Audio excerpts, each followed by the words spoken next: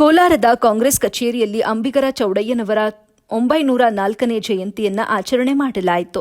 ಈ ವೇಳೆ ಜಿಲ್ಲಾ ಬಸ್ತರ ಅಭಿವೃದ್ಧಿ ಸಂಘದ ಅಧ್ಯಕ್ಷ ಹಾಗೂ ಜಿಲ್ಲಾ ಕಾಂಗ್ರೆಸ್ ಒಬಿಸಿ ಜಿಲ್ಲಾ ಉಪಾಧ್ಯಕ್ಷ ಶಿವಕುಮಾರ್ ಮಾತನಾಡಿ, ನಿಜಶರಣ ಅಂಬಿಗರ ಚೌಡಯ್ಯನವರು ಕೇವಲ ಗಂಗಾಮತ ಸಮಾಜಕ್ಕೆ ಸೀಮಿತರಾದವರಲ್ಲ, ಇಡೀ ಮನುಕುಲಕ್ಕೆ ಮಾದರಿಯಾಗಿದ್ದಾರೆ. ಇಂಥವರ ವಿಚಾರಧಾರೆಗಳನ್ನು ಯುವಕರಿಗೆ ತಿಳಿಸಬೇಕಾಗಿದೆ. ಸಮಾಜದ ಏಳಿಗೆಗೆ ಶಿಕ್ಷಣ ಅಗತ್ಯ. ಪಾಲಕರು ಮಕ್ಕಳಿಗೆ ಶಿಕ್ಷಣ ನೀಡಬೇಕು. ಯುವಕರು ಸಹ ಒಳ್ಳೆಯ ಗುಣ ಬೆಳೆಸಿಕೊಳ್ಳಬೇಕು.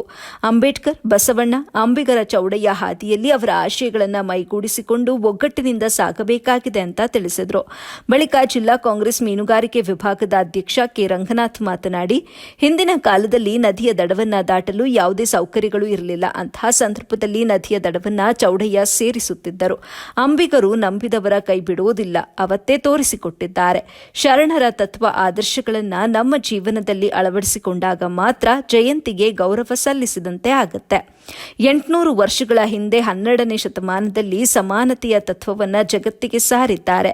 ಹಿಂದೆ ಸಿದ್ದರಾಮಯ್ಯ ಸರ್ಕಾರವು ಅಂಬಿಗರ ಚೌಡಯ್ಯ ಜಯಂತಿಯನ್ನು ಜಾರಿಗೆ ತಂದಿದ್ದಾರೆ ಎಂಬುದು ಹೆಮ್ಮೆಯಾಗಿದೆ ಅಂತ ಹೇಳಿದ್ರು.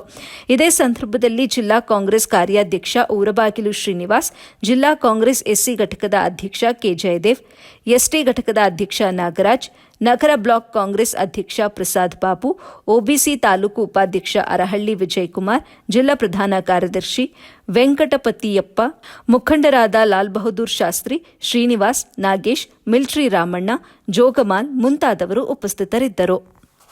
ಅಂಬಿಗರ ಚೌಡಯ್ಯನವರು 12ನೇ ಶತಮಾನದಲ್ಲಿ ಜನಿಸಿದರು. ಇವರು